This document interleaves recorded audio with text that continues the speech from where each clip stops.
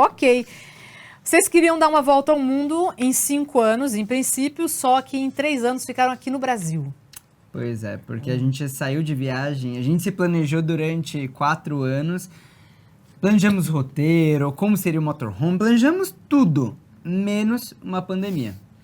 E aí a gente se casou em janeiro de 2020, inclusive tem nosso canal, nosso casamento, eu entrei Eu vi, stand-up imagens paddle. lindas. E aí de lá a gente, no dia seguinte, caímos na estrada, começamos a subir, aí o roteiro era descer o Brasil subir o Brasil pelo litoral, pela costa brasileira e depois descer pelo interior, rodando todos os estados brasileiros para conhecer muito bem a nossa casa, o nosso país, antes de partir para o mundo, né? Uhum. Que adianta conhecer o mundo e não conhecer o que tá próximo da gente. Boa. Então, a gente criou essa meta.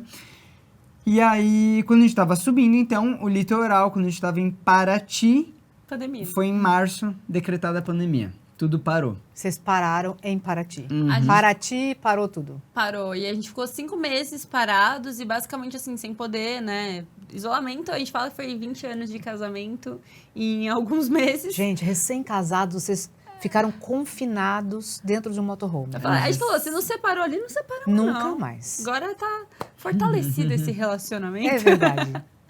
E aí a gente parou, ficou 5 meses ali, e aí depois a gente seguiu, em vez de seguir pelo litoral, a gente acabou entrando pro interior, porque de motorhome era uma das formas, né, final de 2020 e 2021, era, acho que a única forma segura da gente se manter em movimento, porque a gente não tinha contato com ninguém, era, né, máximo era um mercado e o posto de combustível.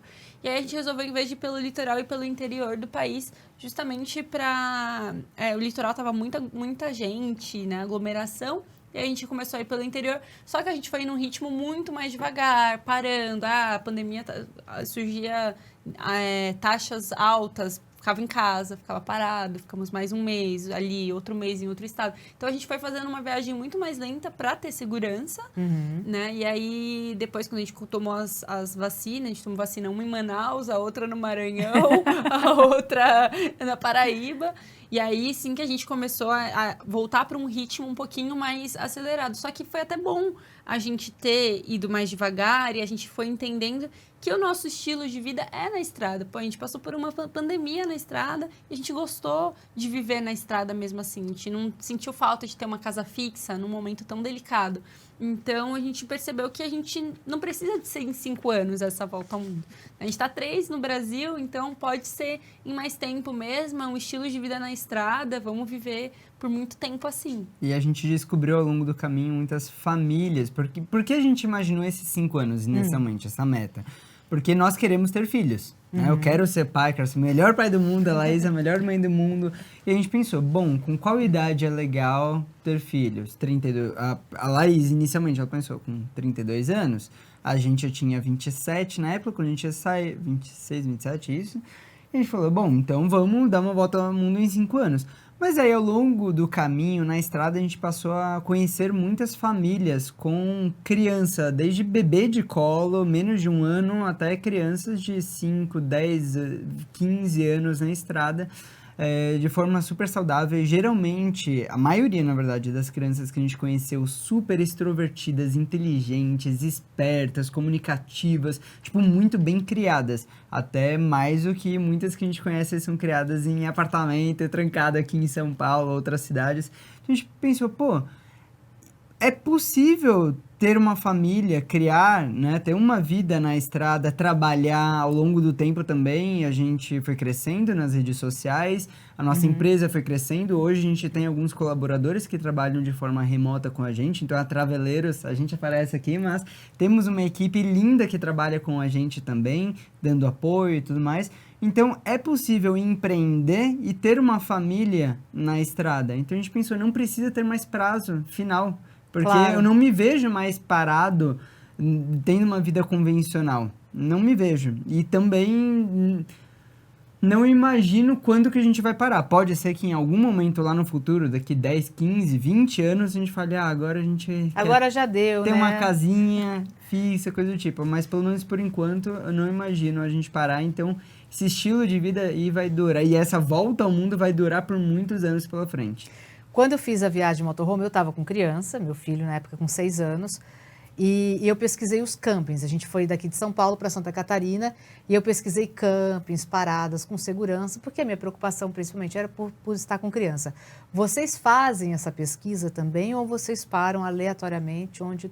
Ah, aqui tá legal, vamos parar. A nossa pesquisa não é tanto por onde que a gente vai parar, onde tem estrutura para parar, e muito mais para onde tem pontos que a gente quer conhecer. Então, quando a gente vai fazer um roteiro, a gente percebeu que não dá para você viajar e conhecer tudo, né? Se você ficar tentando conhecer tudo, você não vai ficar 20 anos viajando no Brasil, por exemplo, você não vai conhecer tudo. Sim. Então, a gente focou no que a gente gosta. A gente gosta de esporte, de aventura, natureza. Então, quando a gente vai fazer o nosso roteiro, a gente pesquisa os melhores pontos de escalada, os melhores pontos de trilha, as melhores praias para surf, para mergulho e tudo mais. E aí a gente cria o nosso roteiro dessa forma. Mas ele é um roteiro muito fluido, assim, a gente... Justamente porque a gente foi viver a liberdade no motorhome, a gente não deixa nada aprender. Então, ele é um roteiro que a gente tá com um traço dessa rota aqui. Mas, às vezes, no caminho tem uma coisa interessante aqui, a gente vai parando.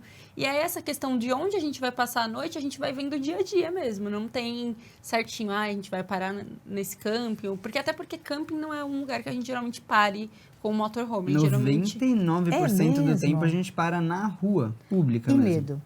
E perigo? Então, a gente sentiu que se saindo de grandes centros do Brasil, né? Então, a gente morava em São Paulo, que é uma cidade que a gente sempre tem medo de assalto, né? Fica uma insegurança maior. Se saindo de grandes centros, de grandes capitais, claro, não é um país super, né, seguro, mas a gente vê que é muito mais tranquilo. Tem muito mais pessoas boas do que ruins, né, no mundo. É claro que você sempre tem que estar atento, mas a gente sentiu que, no começo, a gente ficava, onde a gente vai parar? Talvez parar num posto de combustível, né? O Brasil tem uma frota de caminhoneiros muito grande, então os postos nas estradas, tem muito posto que você consegue pernoitar. Mas, aos poucos, a gente foi descobrindo que não é tão perigoso. A gente não teve nenhum problema, nunca, de segurança. E é claro que a gente tem umas regras de tentar chegar no lugar durante o dia para ver se faz sentido a gente passar a noite ali ou não. Se um dos dois está se sentindo mais, né, aquele pressentimento, não estou me sentindo seguro aqui, a gente sai, não passa a noite ali. E hoje em dia tem vários aplicativos comunitários, né? Então os viajantes, eu dormi aqui e aí foi seguro. Eu ponho lá... E esse aqui pode ser num posto ou pode ser na rua mesmo? Pode ser um posto, pode ser na rua, pode ser numa lugar. pracinha de uma cidade pequena, pode ser na beira de uma praia. Então, depende, e vários lugares, a gente já dormiu em diferentes lugares. Em grandes capitais, que é o lugar que daria mais medo, às vezes tem lugares que a gente consegue ficar. Você tinha falado de Recife, a gente parou ali no Parque Dona Lindu, que é um parque que tem um estacionamento e dá para parar lá. No Espírito Santo, a gente dormiu numa prainha que também tinha vários outros motorhomes. Então, assim... Em Vila Velha. Em Vila Velha. Algumas capitais, principalmente do Nordeste, tem boa estrutura para motorhome. Tipo, a no meio da Orla. capital tem uma pracinha, mesmo? um estacionamento público onde... não que seja oficial, mas que se tornou comum motorhomes pararem, e aí sempre tem um motorhome ou outro, então virou algo meio comum. Porque o sul do Brasil tem uma estrutura muito boa, né? Também. Mas existem alguns lugares aqui no Brasil que a gente sabe que a estrutura é bem mais precária e a gente sabe também, não é, né, vamos combinar, todos nós conhecemos o nosso país, em geral, e a gente sabe que tem alguns estados, algumas cidades que são muito mais perigosos e perigosos do que outros, né? Sim, mas posso te dizer que isso eu acho que boa parte é mais sensacionalismo da mídia do que a vida real mesmo. Foi o que vocês sentiram. Sim, porque aquilo, notícia ruim chama atenção, gera audiência. Mas, como a Laís falou, tem muito mais gente boa, coisas boas acontecendo no mundo que às vezes a boa parte das pessoas acabam nem sabendo. Então, olha, rodando todos os estados brasileiros durante 3 anos, e parando na rua, a gente nunca sentiu nenhuma situação de insegurança. E a gente se sentiu mais seguro até do que vivendo em São Paulo no dia a dia, pegando transporte, indo para os lugares. Eu acho que é muito mais essa questão, assim, de não é um mundo de arco-íris, não vai acontecer nada. Mas, assim, principalmente a gente que nasceu e cresceu em São Paulo, é capital. Você tem noção, não vou ficar andando com meu celular na rua. Sim. Você tem as manhas. As mães, você tá em São Paulo com Você vai parar o carro, tem ruas que você acha que se sente seguro para parar o carro na rua, tem lugar que você fala, melhor eu pôr no estacionamento. Então, é meio que essa mesma noção, só que a nível Brasil. Você vai percebendo os lugares, você, tipo, aqui é mais tranquilo, aqui não é. E os aplicativos ajudam. Quando vocês vão parar o motorhome, por exemplo, sem vocês estarem dentro. A gente vai deixar porque a gente vai fazer um trekking, a gente vai fazer uma viagem de barco, sei lá, qualquer coisa. Esse local que vocês deixam, porque aí fica mais vulnerável ali, né? Sim. Esses locais, como é que vocês planejam? Dessa mesma forma? 99,99% das vezes, estacionamento fechado ou estacionamento pago ou a casa de alguém. É muito difícil a gente não deixar o motorhome... da gente deixar o motorhome sem estar num estacionamento. Porque é isso, noção básica. Eu vou deixar Aí minha vocês casa... deixam no estacionamento. A gente deixa um estacionamento. Acho que só teve uma vez que a gente não deixou no estacionamento quando a gente fez o Vale do Pati, que é uma trilha ali na Chapada Diamantina, porque antes de começar a trilha tem um lugar que todo mundo para o carro ali, a gente viu que era tranquilo, a gente parou ali. Tipo um estacionamento público, mas no meio do mato. Tipo, a 10 quilômetros de estrada de terra no pico. Então só vai ali quem vai fazer a trilha, não passa a pessoa aleatória, assim. E isso a gente sentiu também, que às vezes o pessoal fala, nossa, esses lugares mais afastados, vocês não têm medo? Aí que a gente não tem medo mesmo. Quanto mais afastado no meio do mato, menos chance de você ter um assalto, por exemplo, porque quem vai assaltar que é pessoas, que é fluxo, que é cidades. Imagina, se coloca no lugar do ladrão, você vai andar 10 quilômetros, subir uma montanha pra chegar lá e roubar o quê? Um celular de uma pessoa? E você vai fugir como? Você vai rodar mais 10 quilômetros com a pessoa que foi roubada podendo ir atrás de você e tal. Cara, não faz sentido, é só usar a lógica, o bom senso. Então, geralmente, assalto, essas coisas estão em centros urbanos, onde tem volume, né? Então mas quando a gente vai deixar a casa, a gente sempre tenta deixar em estacionamento ou coisa, porque aí fica vulnerável mesmo, né? Sim, uma casa tá vazia. Mas a gente, assim, vivendo no Brasil, é claro, a nossa experiência. Tem, né, tem gente em São Paulo que mora em São Paulo há anos, nunca foi assaltado. Eu já fui assaltada em São Paulo. Então, né, cada um tem uma experiência. Na nossa experiência no Brasil, a gente nunca passou nem por situação de ver alguém tentar mexer, de nada. Então, a gente teve experiência muito boa de não correr esse risco, né? A gente já dormiu com porta aberta, esquecer a porta. curtindo a natureza, gente, que sabe? delícia. E nada.